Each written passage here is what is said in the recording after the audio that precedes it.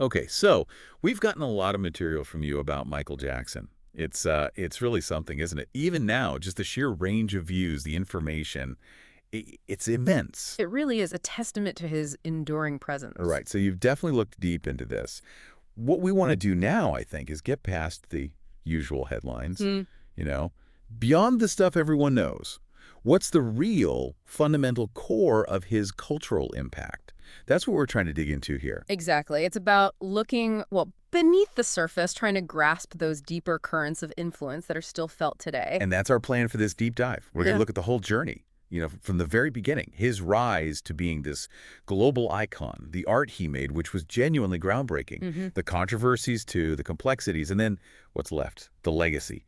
Our mission really is to pull out the most important insights from all the texts you sent over. And that text, as you said, is based mainly on an article called The Enduring Reign, Michael Jackson, a cultural phenomenon across time. It tries to give that bigger picture using musical analysis, history, facts, data, the whole lot. Okay, the enduring reign. Let's unpack it. We want to give everyone listening a clear, engaging sense of the mark Michael Jackson left on the world.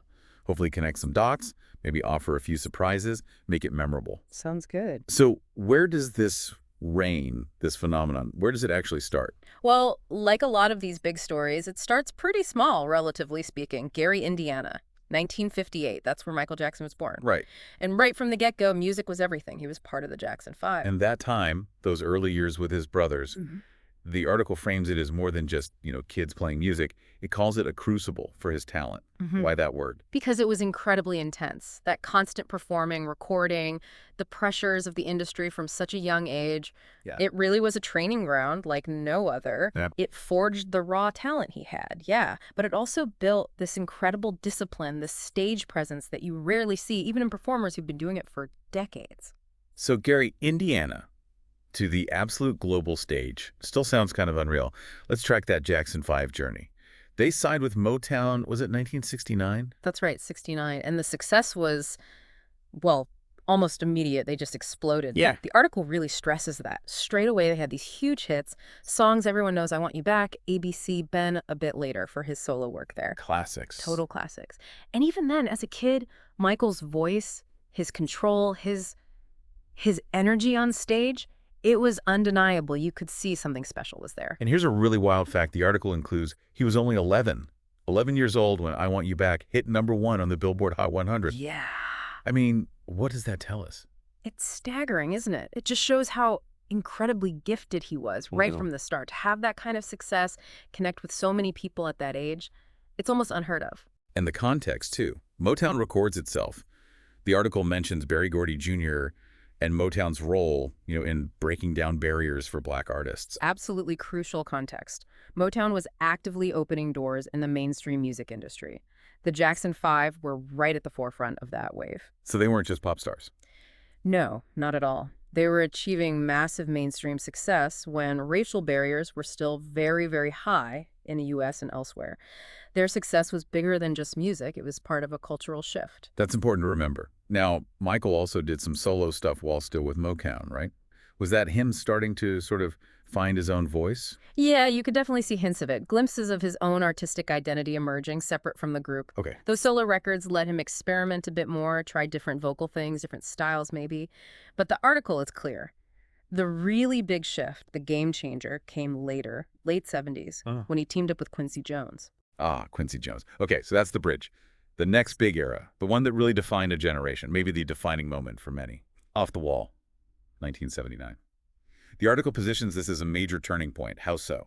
Off the Wall was definitely Michael stepping out fully as a mature solo artist. He had a clear vision. The sound was just vibrant. It blended funk, disco, pop. It felt fresh, sophisticated. Yeah, don't stop till you get enough. Rock with you. Huge hits. Exactly. Those tracks established a whole new sound for him, a new level of artistry. More complex rhythms, snooter vocals.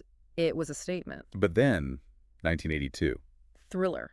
It feels like the ground just shifted under popular music. The article uses phrases like cemented his status as a global phenomenon. Why was this album such a seismic event? Well, it wasn't just a hit album. It was like a cultural moment, a worldwide event. And the numbers, the article quotes are just hard to grasp. Go on. Thriller is still the best-selling album of all time. Over 70 million copies sold globally. Think about that reach. 70 million. It's almost abstract. Why did it connect so massively? Yeah. The article talks about the music itself being quite diverse. Totally. It wasn't just one thing. You had the rock edge of Beat It, right? With that amazing Eddie Van Halen solo. Iconic. Then the pure pop genius of Billie Jean, that bass line. Unforgettable. And then the title track Thriller, which was almost theatrical, like a mini horror movie in song form. Right. That mix of styles pulled in everyone, rock fans, pop fans, R&B fans.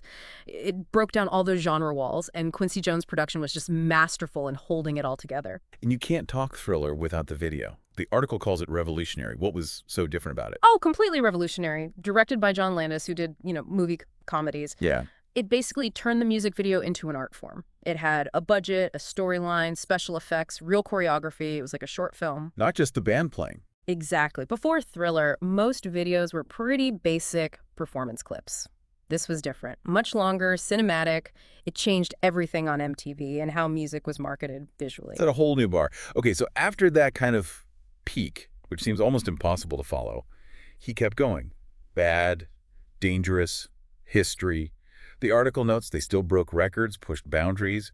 How did he keep evolving? He didn't just repeat Thriller, that's for sure. Each album had its own feel, explored new sounds. Bad felt maybe a bit tougher, more assertive. Dangerous brought in like new jack swing sounds, even some industrial stuff. History was much more personal, sometimes quite political. He was always experimenting, new producers sometimes, new vocal approaches, and increasingly lyrics that tackled social issues. And his live shows, they became legendary. Legendary feels right. What made those live shows so special? It was the whole package. The choreography, first off, was just incredibly inventive and precise, often stuff he came up with himself. Then the stage design, massive theatrical sets, lights, effects. And somehow, through all that spectacle, he had this incredible connection with the audience, just magnetic, holding thousands of people in his hand. And the dancing. You have to mention the moonwalk, obviously. It's like a global symbol. Oh. But his dance style was more than just one move, wasn't it? Oh, absolutely. The moonwalk is iconic, sure, but it was just one piece. He blended so many styles. You could see bits of ballet, jazz, definitely funk, street dance.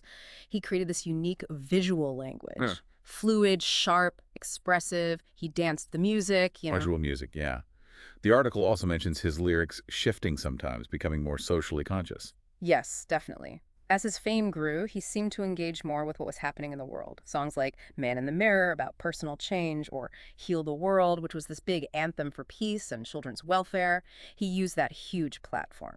So you see this incredible artistic journey, this growing awareness. But then the article does address the later years, what it calls the shadow of controversy. How does it handle that side of things? It acknowledges it, yeah. It says his later years were definitely marked by intense media focus, legal issues. That became part of the public story, undeniably. Right. But the article's main focus stays on the artistic achievements, the cultural impact. It suggests that while the controversies are part of his history, they don't erase the importance of his creative work. That feels like a fair distinction. Acknowledge the whole picture, but keep the focus on the art for this discussion. Which leads us to now the legacy. The article argues his influence is still incredibly strong even after his death in 2009.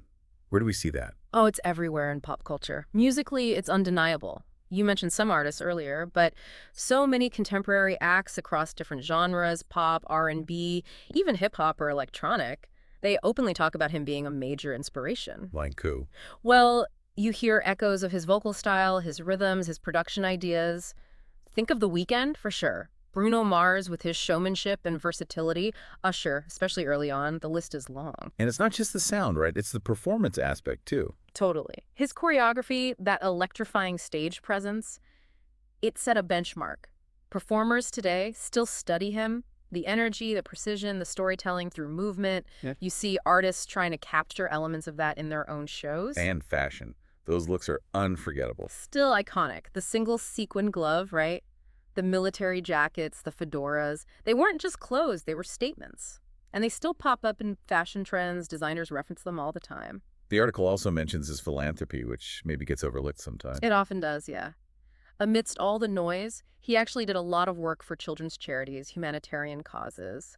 The Heal the World Foundation was a pretty big effort focused on helping kids worldwide.